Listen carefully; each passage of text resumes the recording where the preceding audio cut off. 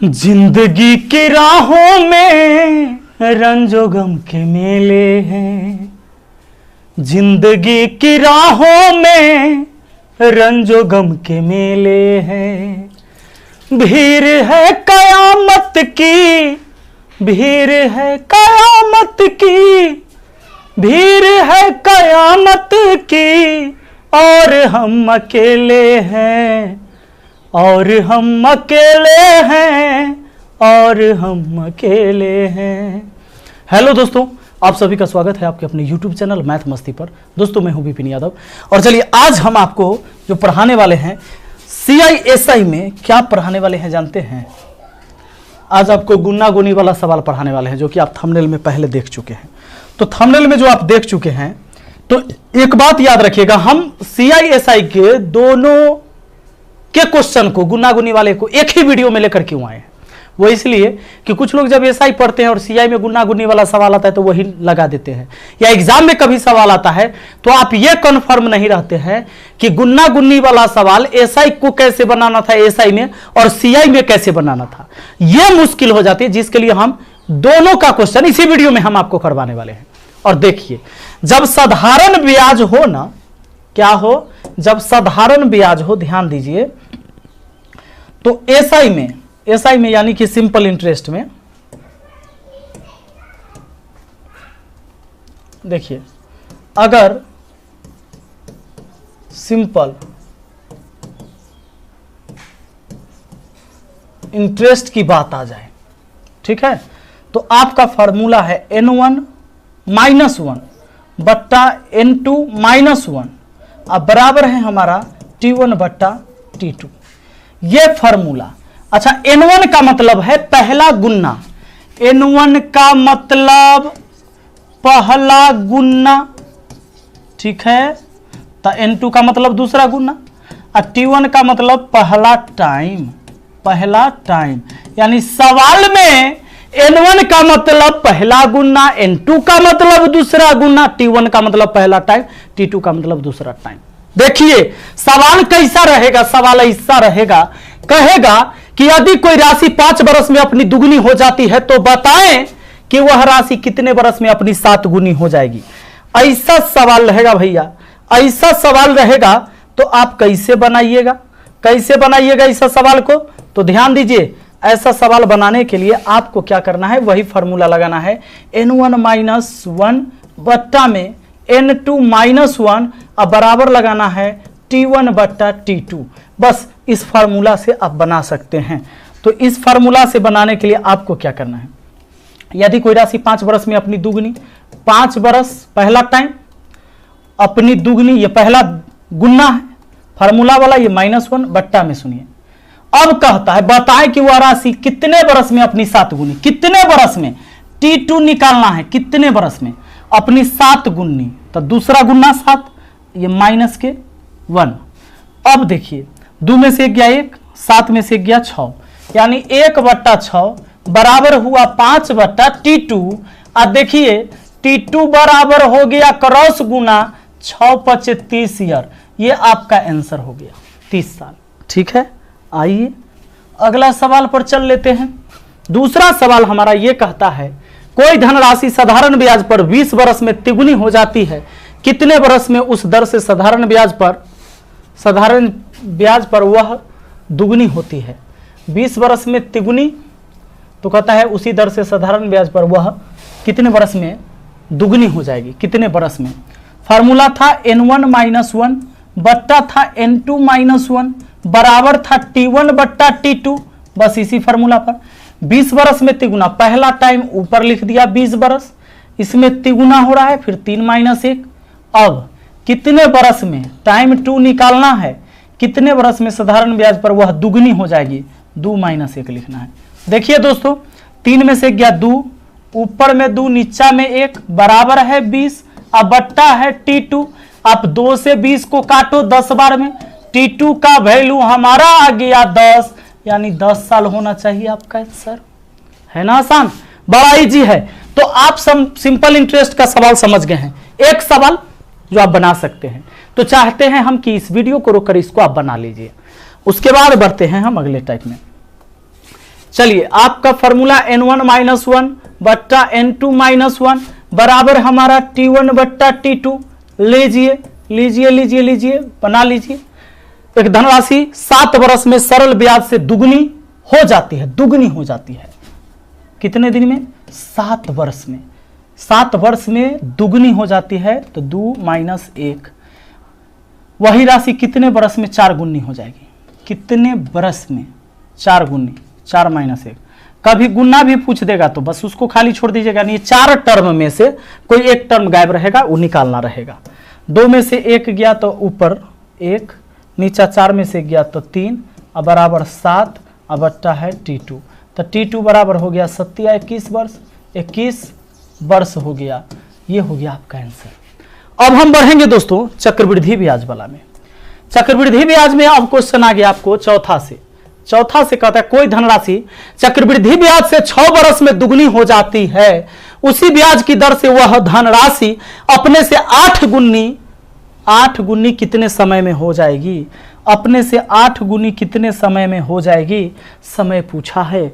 एक काम करिए, 6 वर्ष में दुगनी हो जाती है, ऐसे लिखिए 6 साल में कितना हो गया है? 2 गुना हो गया है। 6 साल में कितना हो गया है? 2 गुना।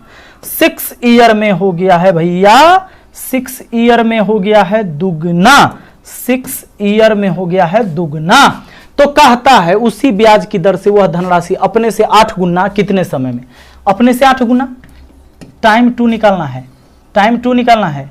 कहता है अपने से 8 गुना कितने समय में हो जाएगा?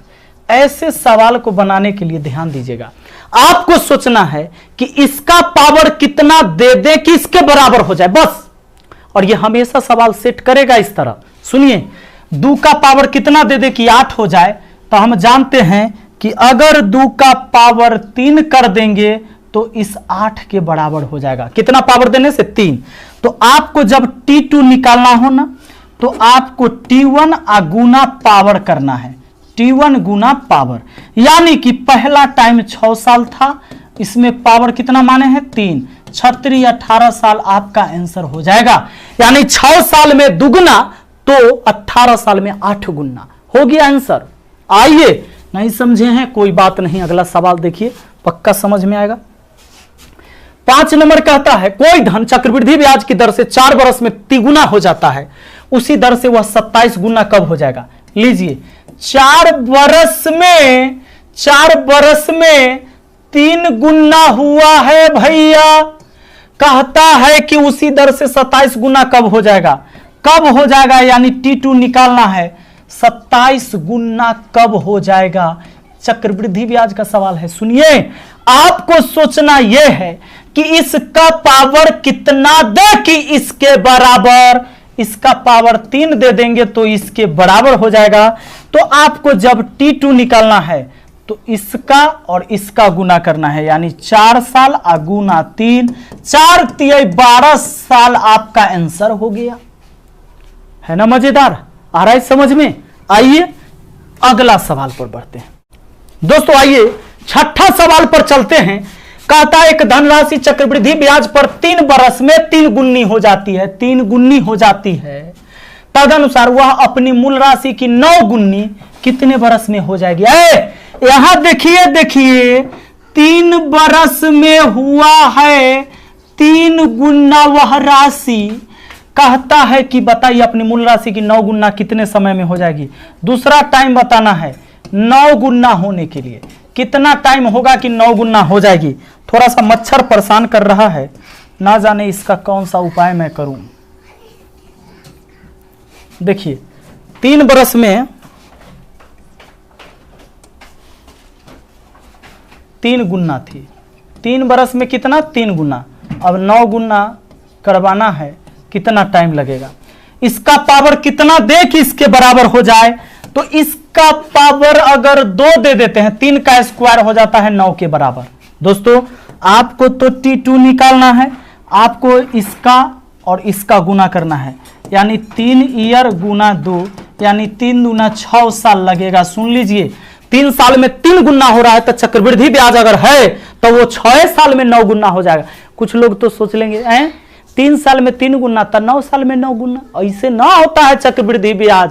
चक्रवृद्धि ब्याज में प्रत्येक साल ब्याज मूलधन में जुड़ जाता है और उस पर अगले साल ब्याज चलता है, ऐसे होता है।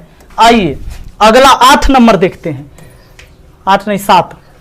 कहता है यदि वार्षिक चक्रवृद्धि ब्याज पर रखी गई कोई राशि 5 वर्ष में दुगनी हो जाती है, वह राशि 8 गुना होने में कितना समय लेगी।